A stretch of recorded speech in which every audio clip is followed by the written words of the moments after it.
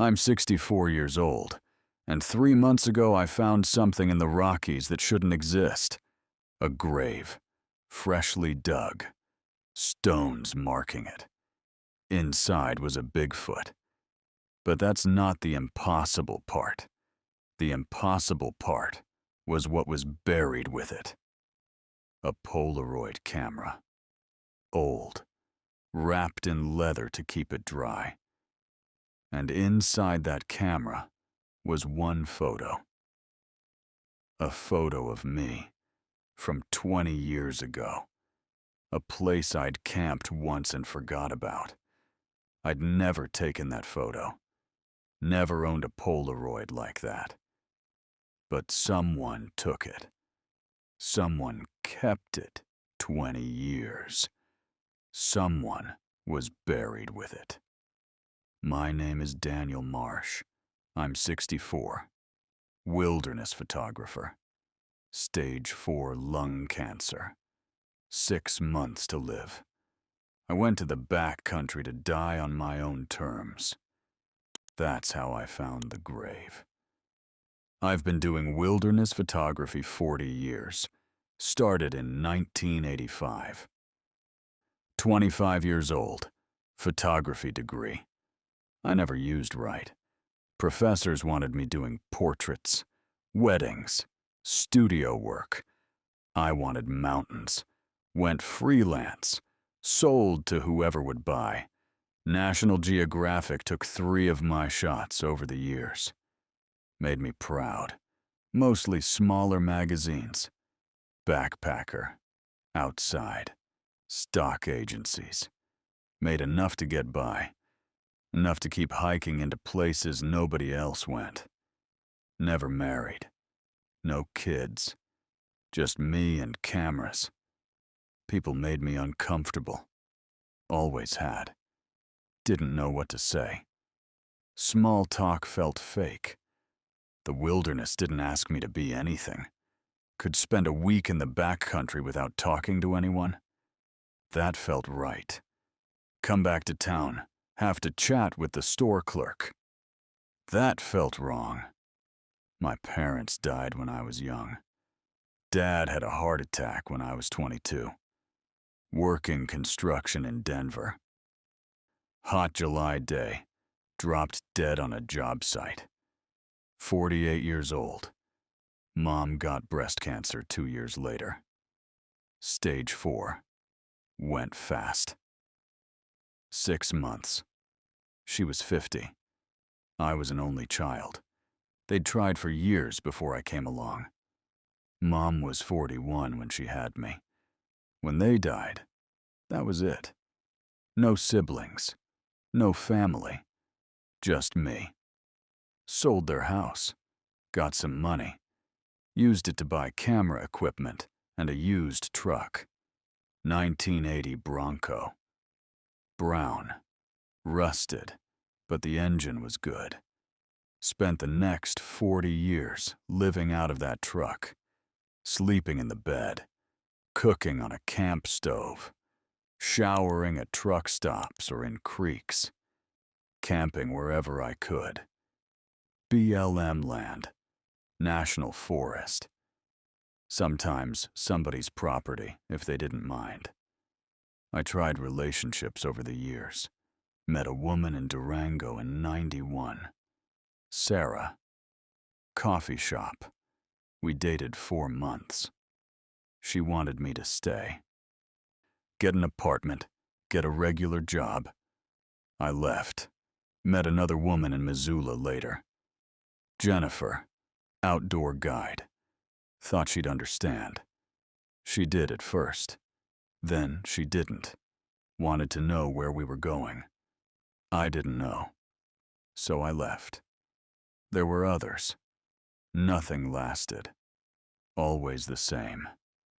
Meet someone. Things are good. They want more. I don't know how to give it. I'd feel trapped. Like I couldn't breathe. So I'd leave. By 50, I'd stopped trying. Bought a cabin outside Leadville in 2011. Small, 1 bedroom. Needed work, but it was cheap. Used it as a base between trips. Place to store gear. Develop film back when I was still shooting film. But I was never there long. Few weeks at a time. Just long enough to organize, restock, send out submissions. Then gone again. People in town knew me. The quiet photographer guy. I'd get groceries, fill up gas, exchange a few words, then disappear for another month. It was lonely. I knew that. But it was the only life I knew. Got the diagnosis in March. Hadn't been to a doctor in maybe 5 years. Only went because I'd been having chest pains. Shortness of breath. Getting worse. Figured it was just age. I was 64. Body was bound to start breaking down. Doctor was young. Dr. Patel. Maybe 35. Nice guy.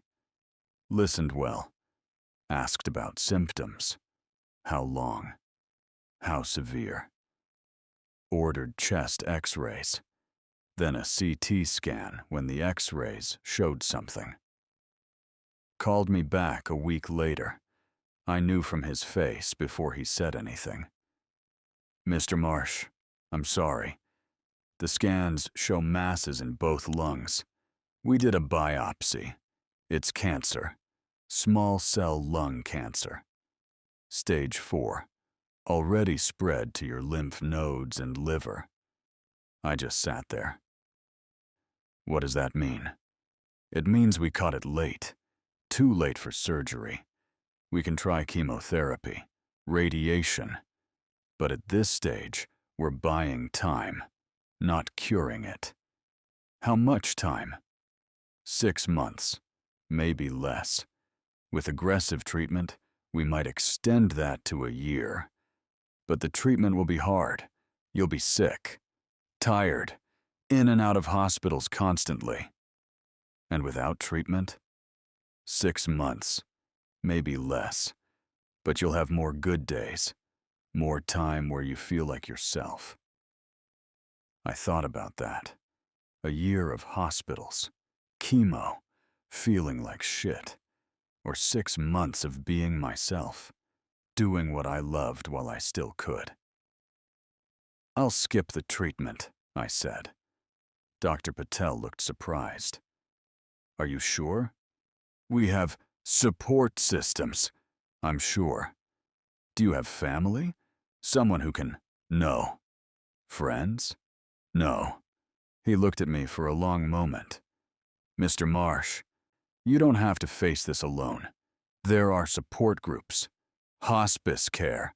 I appreciate it, Doc, but I've been alone my whole life. I'm not starting to need people now. He wrote prescriptions, pain medication, stuff for breathing. If you change your mind, I won't. I walked out and drove home, sat on my porch for the rest of the day, just sitting, looking at the mountains. Sasquatch Range, 14,000-foot peaks. Snow on the tops, even in summer. I'd photographed those mountains hundreds of times. 6 months, maybe less. I thought about my life. 40 years of photographs, thousands of images, mountains, forests, rivers, wildlife. But no one to show them to. No one who'd care when I was gone.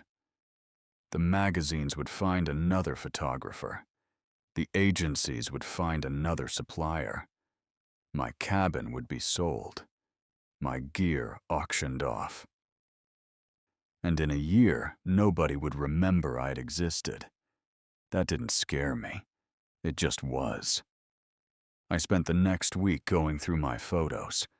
Boxes of prints, hundreds of them, binders of slides, thousands, hard drives full of files, decades of work.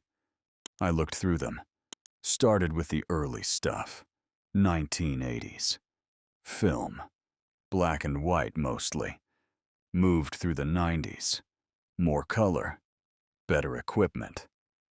2000s, digital, thousands of shots, mountains, forests, rivers, animals, all taken from outside. Looking in, I was always the observer, the guy with the camera, never the guy who belonged. I sold most of my gear, posted online, sold local, got maybe $8,000 total. Didn't need the money. Just wanted someone else to use the gear. Kept one camera, my old Nikon, manual, all mechanical. First real camera I ever owned. Bought it used in 1986. Kept two lenses, 50mm, 85mm, both primes. Kept some film, black and white, 20 rolls. Then I packed light. Tent, sleeping bag, sleeping pad, camp stove, basic cooking gear, water filter, food, freeze-dried meals, granola bars, trail mix, jerky, first aid kit, matches, headlamp, knife, and my medications, pain pills, breathing stuff, enough for a couple months.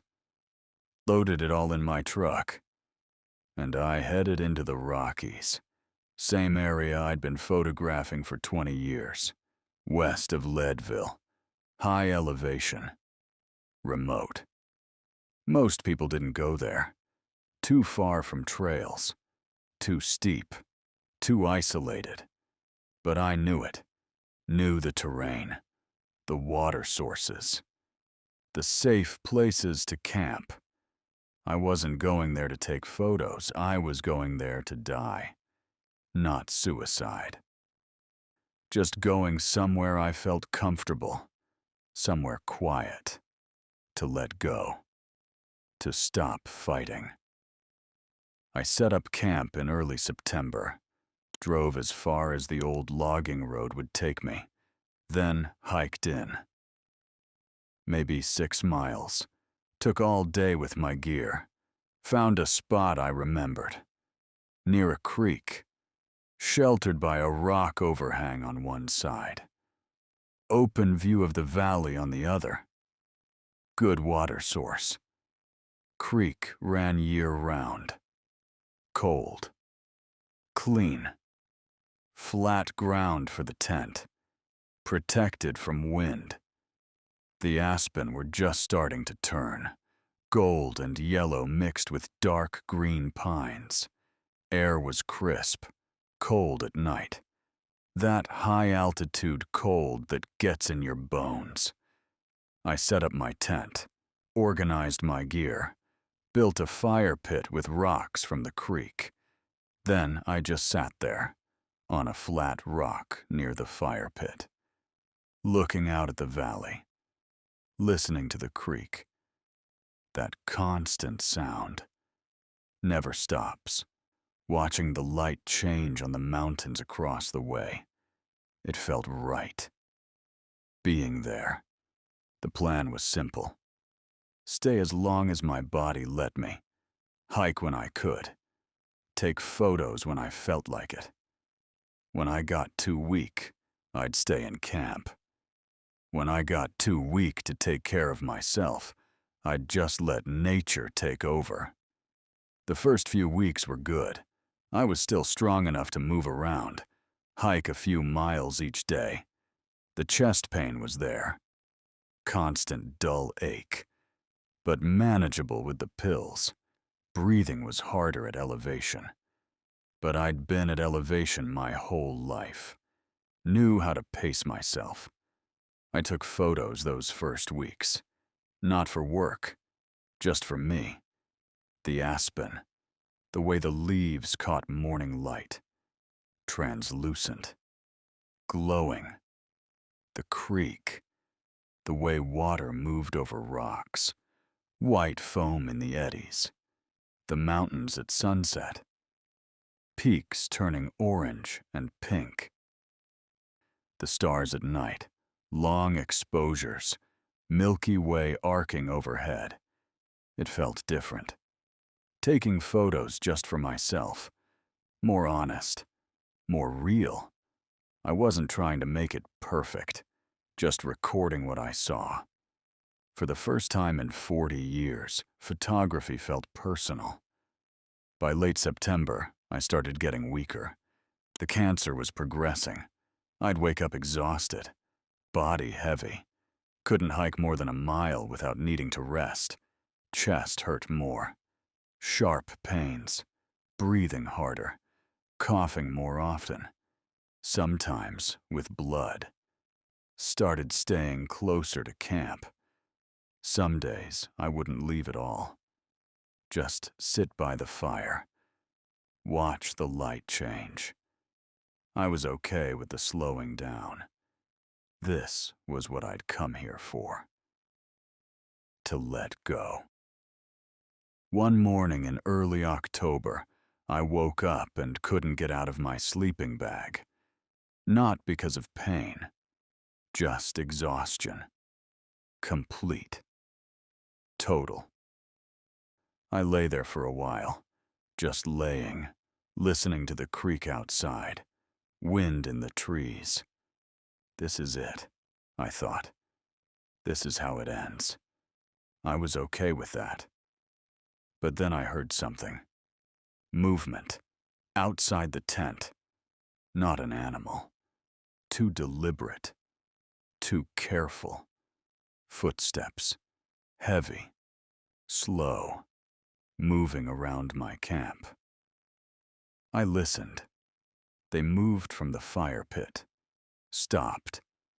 Then to where I'd stacked firewood. Stopped. Then to where my food bag hung in a tree. Then they came closer. Stopped right outside my tent, maybe 3 feet away. I held my breath. Didn't move. Then I heard something else. A sound. Low. Deep. Not threatening. Almost like a question. Like, are you okay in there? Like something was checking on me. Then the footsteps moved away. Slowly. Back toward the creek. Then into the forest.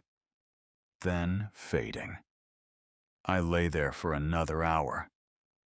Finally, got enough strength to unzip the tent. Hands shaking. Took 3 tries to work the zipper. When I looked outside, everything was different. My camp had been arranged. Not disturbed. Not messed with. Arranged. My cooking gear, pot, pan, cup, had been scattered around the fire pit the night before. Too tired to clean up. Now they were stacked neatly beside the fire pit. Organized. Firewood I'd left scattered was now piled carefully near the tent. Within arm's reach. Dry wood. Good size. My water bottles. 3 bottles I'd left empty beside the tent. Too tired to walk to the creek. Now they were lined up. Filled. Clean water. Cold. And the fire pit. The fire I'd let die the night before. It had been restoked. Fresh kindling. Small branches arranged in a teepee. Small flames. Still burning. Someone had been in my camp while I was sleeping. Someone had tidied up. Gathered firewood. Filled my water. Rebuilt my fire. Someone had helped me. I looked around for tracks. Found them near the creek. In the mud beside the water. Big. Way too big for a person. Maybe 18 inches long. 5 distinct toes. Deep impressions in the soft mud. Whatever made them was massive, heavy, and it walked on 2 feet. I knelt down, looked at the tracks closely. Fresh, maybe an hour old, still sharp. I followed them. They led from the creek to my camp, circled the tent, stopped at the fire pit. Back to the creek. Then they disappeared into the forest. Too many pine needles. I stood there for a long time, staring at those tracks. Then I looked back at my camp. The organized gear, the filled bottles, the fire. Something had been here. Something big. Something intelligent. And it had helped me. I didn't know what to think. Part of me thought I was hallucinating. The cancer, the morphine, the isolation. Maybe I'd done all that myself and didn't remember. But the tracks were real. I photographed them. And I knew I hadn't filled those water bottles. I'd been too weak yesterday. I sat by the fire for most of the day, drinking the water, eating a granola bar, warming my hands, watching the forest, listening. That night, I decided to try something. I left food out. Granola bars. 3 of them. Dried apricots. A candy bar. Placed them on a flat rock near the fire pit, where they'd be easy to see. Thank you, I said out loud. To the forest. To whatever was out there. For helping me. For the fire. For the water. It felt ridiculous, talking to the forest, but I did it anyway. That night, I slept better than I had in weeks. When I woke up the next morning, the food was gone, every piece, and in its place was something else, a river stone. Smooth, oval, black with white streaks running through it. Beautiful. Placed carefully on the rock where the food had been. Not dropped. Not scattered. Placed. Someone had taken the food. Left something in return. We were communicating. Over the next 2 weeks, it became routine. I'd wake up too weak to gather firewood. By afternoon, there'd be a pile of dry branches stacked near my tent.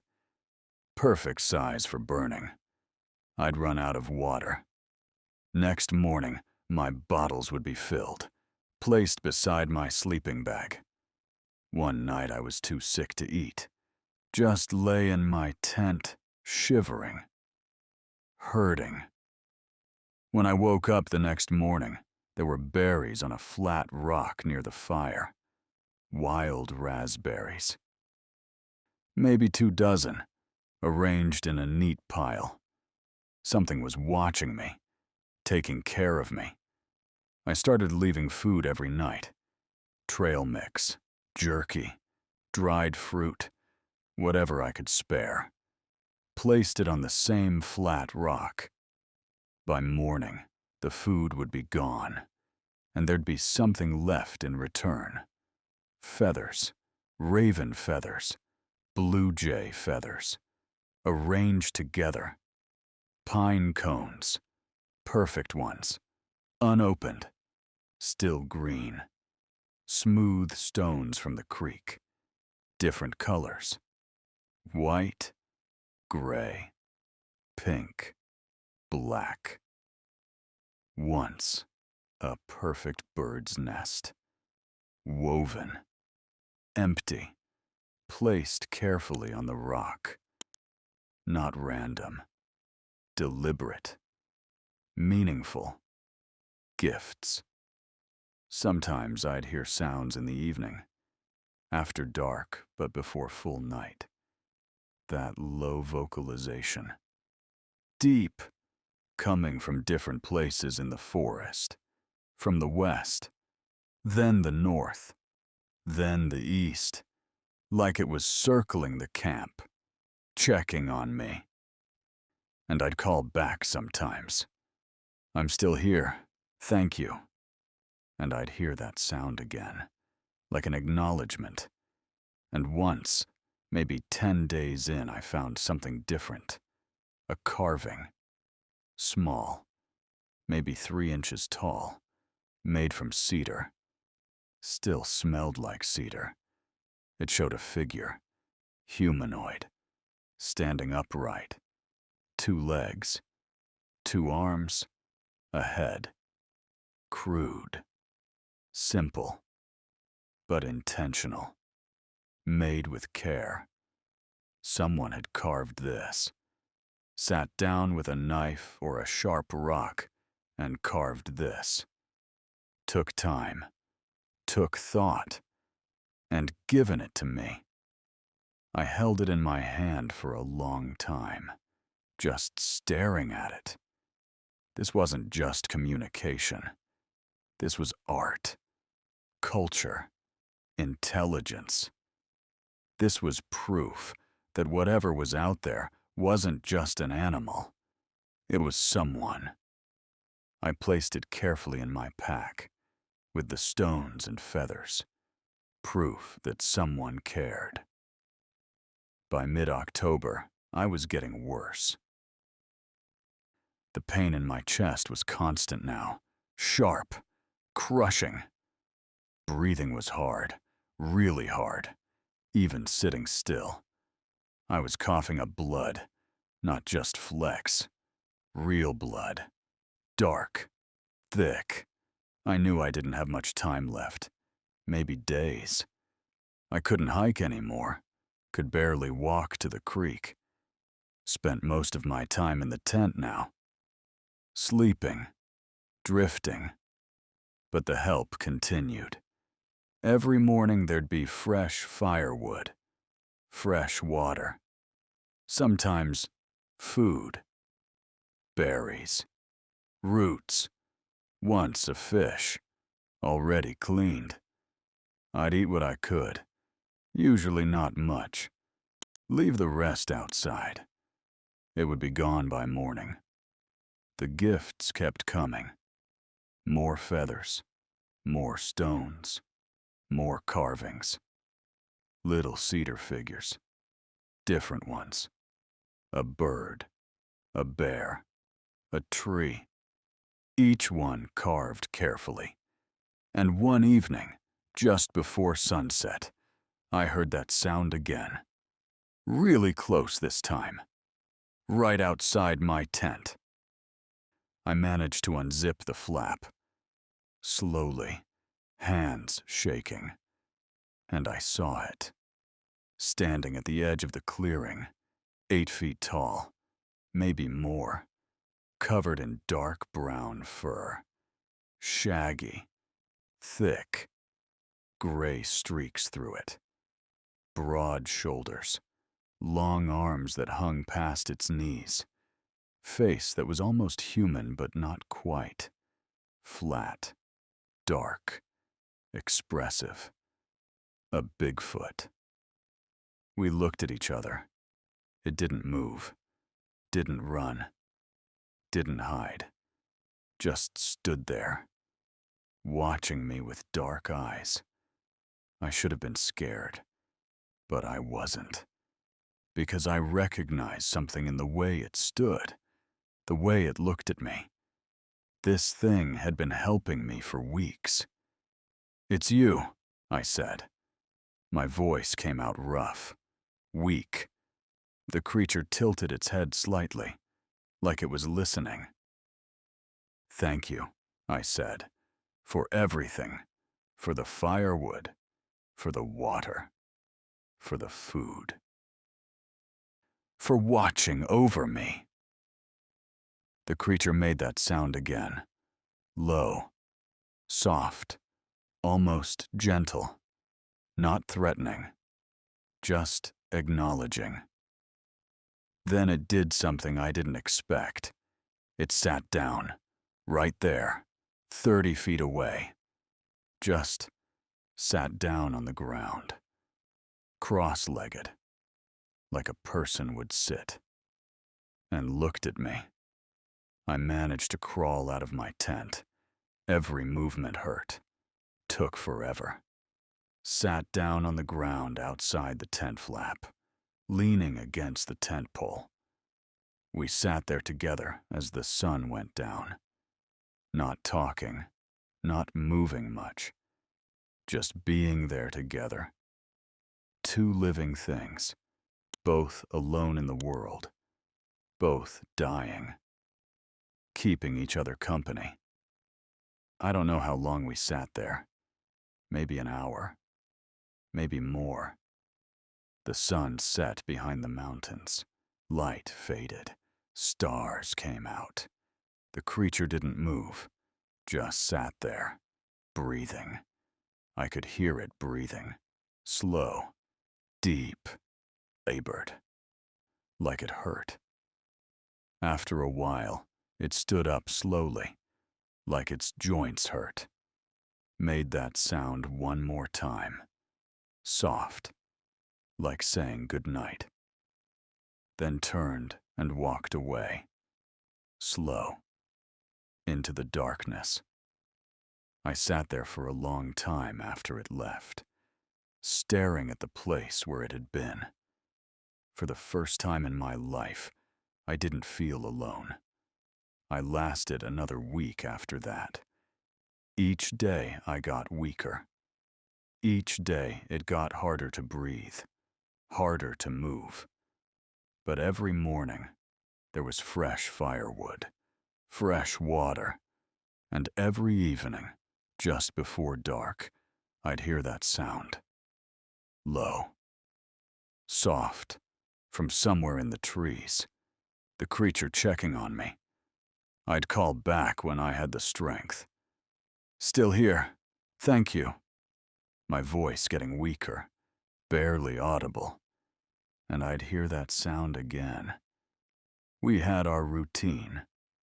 By then, I'd lost track of the days. Wasn't sure if it was late October or early November. Time had stopped meaning anything.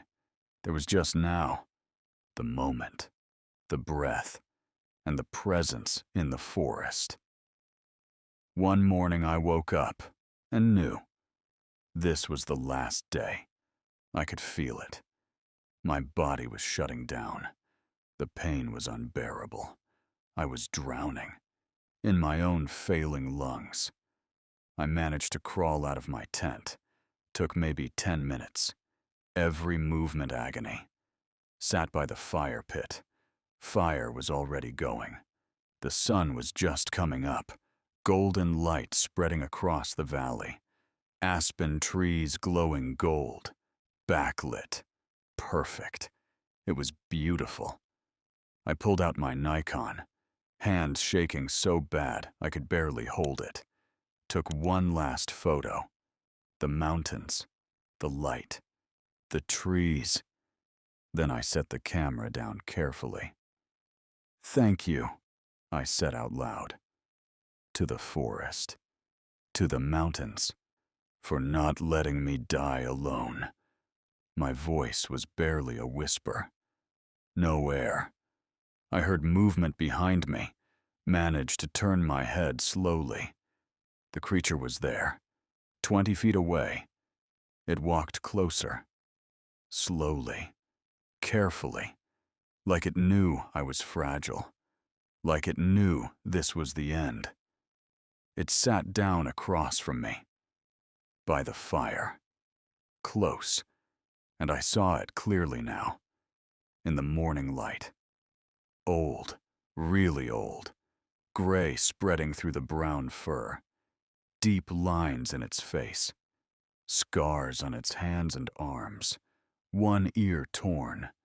This thing had lived a long life, and it was dying too. I could see it, in the way it moved, in the way it sat down, carefully, in the way it breathed. labored, difficult. "You're dying too," I said. The creature made a sound, soft, confirming. We looked at each other. Two dying things, both at the end, both alone in the world for so long. Except right now, we weren't alone.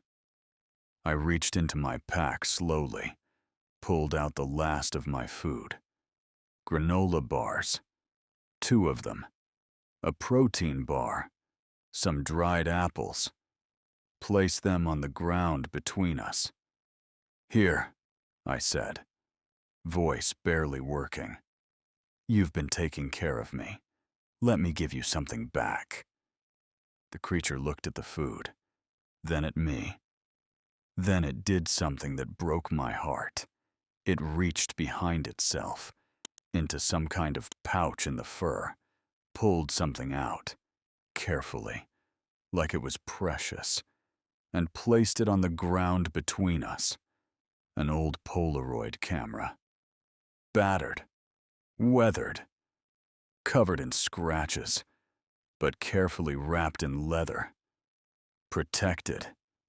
The creature pushed it toward me. Gently.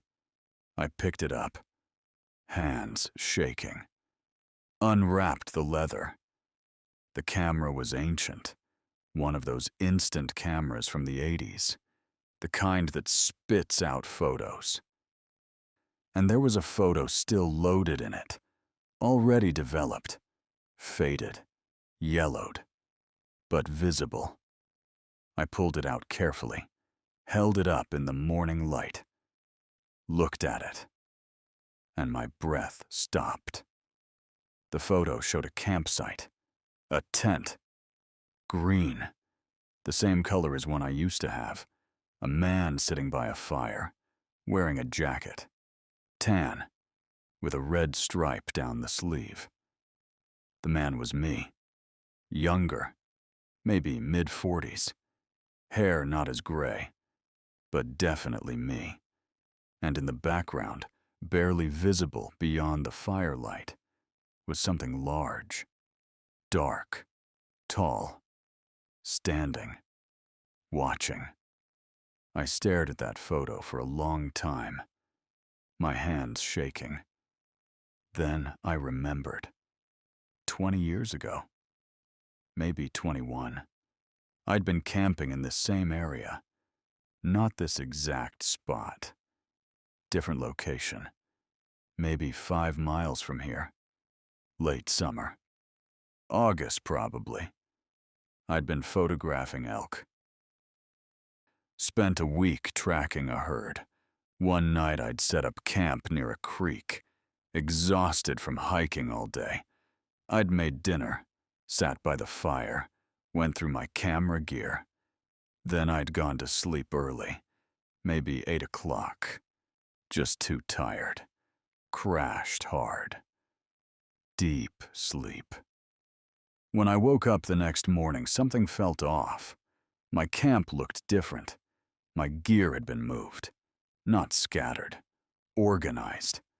My camera bag was zipped up. I didn't remember doing that. My boots were placed together, toes pointing out. My fire pit had been rebuilt with fresh wood. And my water bottles, I'd left them empty. Now they were filled. I'd stood there that morning trying to figure it out. Had I done all that half asleep? Autopilot. Had another camper passed through? But I hadn't heard anything. I'd packed up that day. Felt weird about it. Moved to a different location. Never thought about it again. But someone had been there that night.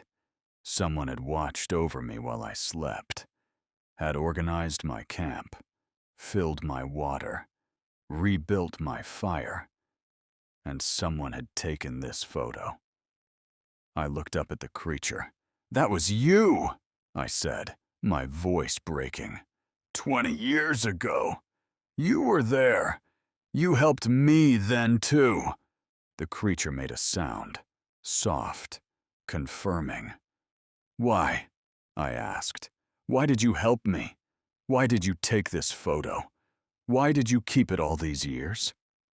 The creature looked at me with those old, sad eyes. Then it placed one hand on its chest, pointed at the photo, then at me. I understood.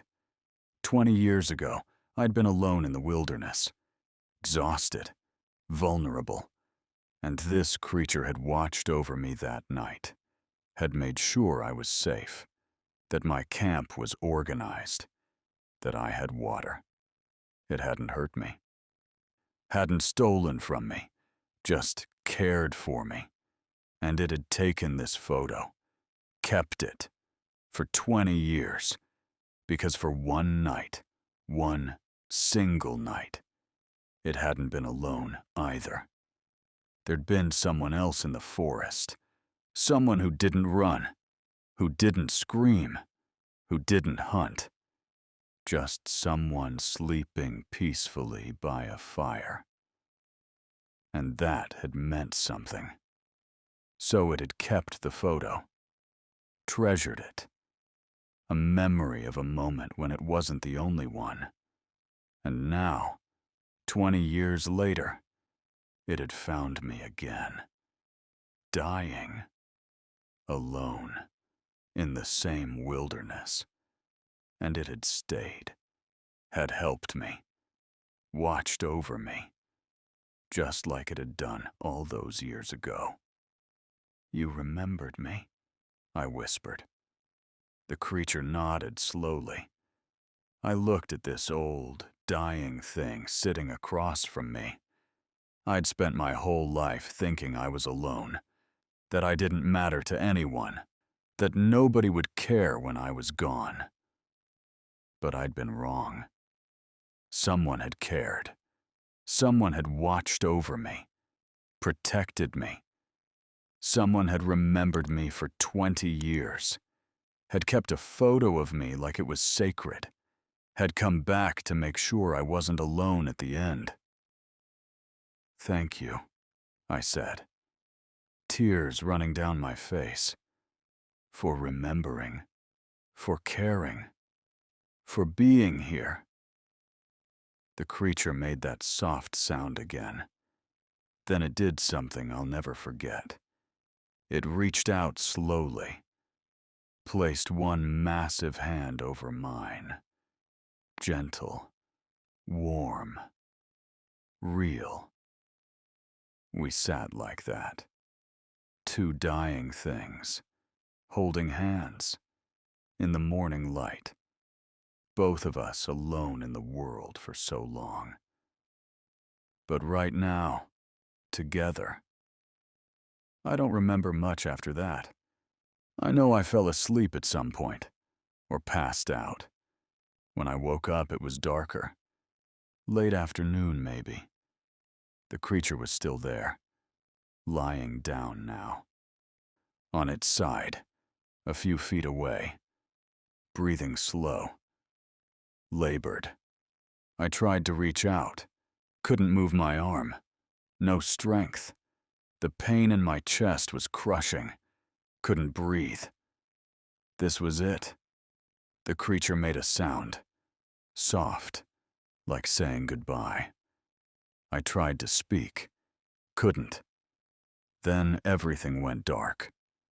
When I woke up, I was in a hospital, Leadville Medical Center, intensive care. Tubes, monitors, oxygen mask. A nurse saw me open my eyes. "Mr. Marsh, you're awake. Don't try to move." I tried to ask what happened, couldn't speak. "Search and rescue found you 3 days ago. Helicopter extracted you. You've been unconscious since then." 3 days.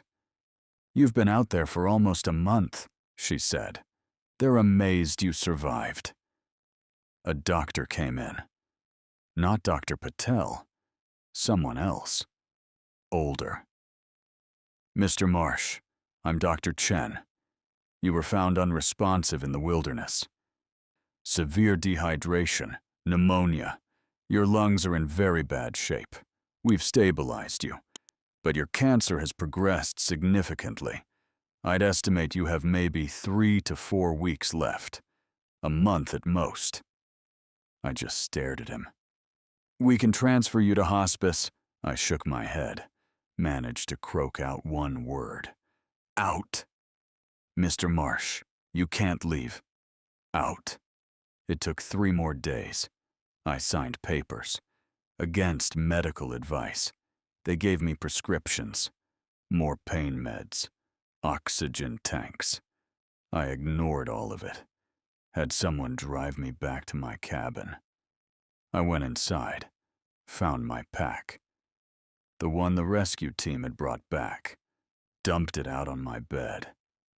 The Polaroid camera was still there, wrapped carefully in the leather. The photo was still inside. Me, 20 years younger. The shadow in the background. I sat on my bed for a long time, looking at that photo. The creature had given me this camera, this photo, had shown me proof that I'd mattered to someone. But where was the creature now? The rescue team hadn't mentioned finding anything else. Just me, alone in my tent. But the photo was real. The camera was real. I knew what I'd seen. I had to know. Had to go back. I waited 2 weeks. Let my body recover as much as it could. Then I loaded my truck. Just basics. Water. Some food. My medications. And I drove back to the mountains. Took me 2 days to find the old logging road. Parked the truck. Hiked in. It took me 3 days to hike the 6 miles back to my old campsite. I was so weak. Had to rest every 20 minutes, then every 10, then every 5. Coughing constantly. Blood. Chest screaming. Legs shaking. But I made it. Found my old campsite. The tent was gone, but I knew where I was. The fire pit was still there. Creek still flowing. I stood there for a minute, catching my breath. Then I followed the creek upstream, walked maybe a mile, stopped every few minutes to rest. My chest hurt, my legs were shaking, but I kept going. Then I saw it, a clearing, small, protected by tall pines. In the center was a grave, fresh, recently dug, stones carefully arranged on top, marking the site. I stood there at the edge of the clearing, unable to move, unable to breathe. Then I walked closer, slowly, every step an effort. The grave had been filled in, but not completely. The earth was loose, like someone wanted it to be found. I stood there looking at it for a long time. Then I started moving stones, one by one, carefully, my hands shaking, breath coming in gasps. Beneath the stones was dirt, loose, easy to move. I started digging with my hands. About 2 feet down, I found something wrapped in bark and leather, the same kind of leather that had wrapped the camera. I pulled it out, unwrapped it carefully. Inside was the camera. It had been placed here deliberately, protected, so it would be found, so someone would understand. I set it aside, kept digging. Maybe another foot down I found the creature, lying on its side, curled up, like it was sleeping. Old, gray fur, scars, the torn ear. It had died here. peacefully, quietly, alone. After I'd been rescued, after I'd been taken away, I sat down beside the grave, held the Polaroid camera in my hands. The creature had kept this camera for 20 years, had treasured a photo of a stranger it had helped once, had carried it everywhere, protected it, and at the end of its life, it had made sure that camera would be found, that someone would understand, that someone would know it had died protecting a memory. A memory of me. I looked at the photo again. Me by the campfire, younger, unaware. The shadow in the background, watching, protecting. And I understood everything. 20 years ago, I'd thought I was alone in those woods, but I hadn't been. Someone had been watching, caring, making sure I was safe, and they'd never forgotten. All this time, I'd thought nobody cared whether I lived or died. But I'd been wrong. Someone had cared, had watched over me, protected me, had kept my memory for 20 years, had come back at the end of my life to make sure I wasn't alone, to show me that I'd mattered. I placed the camera back in the grave, wrapped it carefully, right beside the creature. "Thank you," I said, my voice barely working, "for remembering me, for watching over me." My voice broke. "I'm sorry I didn't know. I'm sorry I didn't understand. I'm sorry you died alone." I covered the grave, slowly, carefully, handful by handful, arranged the stones back on top, made sure they were solid, so the grave would last, so the creature would be remembered. Then I sat there until dark, just sitting, remembering the way the creature had looked at me that last morning, the way it had held my hand, the way it had shown me the photo. And I cried, really cried. First time in 40 years, maybe longer. For the creature, for myself, for the loneliness we'd both carried, for the brief moment when we'd both not been alone. That was 3 months ago. The cancer is worse now. The doctors say I have 2 weeks left, maybe less. My lungs are failing. The pain is constant. I can barely walk, can barely move. But I'm not afraid anymore, because I know something now. I wasn't alone in that wilderness all those years. Someone was watching. Someone cared. Someone remembered me for 20 years.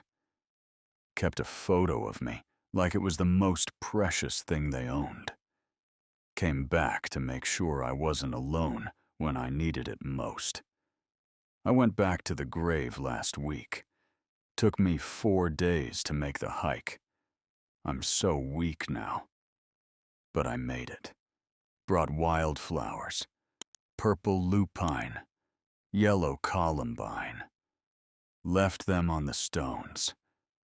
Sat there for a long while. Told the creature about my life, about my photos, about the 40 years I spent alone, about how much it meant. Finding that photo, understanding I'd mattered. I'm going back next week. One last time. Already made arrangements. Left instructions with a friend in town. Where to find my body. What to do. But I didn't tell him about the grave. That stays secret. I'm going to die beside that grave, because I don't want to die alone in a hospital. And I don't want that creature to be alone either. We'll be there together. I've arranged to have my ashes scattered there. No casket, no marker, just me and the earth, in the wilderness where I finally belonged. People can believe this story or not. I know the truth. For 20 years, something in those mountains remembered me, cared about me, came back to make sure I wasn't alone when I needed it most. I've spent my whole life taking photos, thousands of them.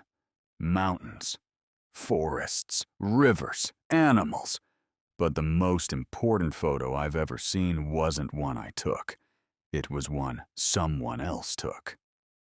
Someone who saw me sleeping by a fire 20 years ago. Someone who made sure I was safe that night.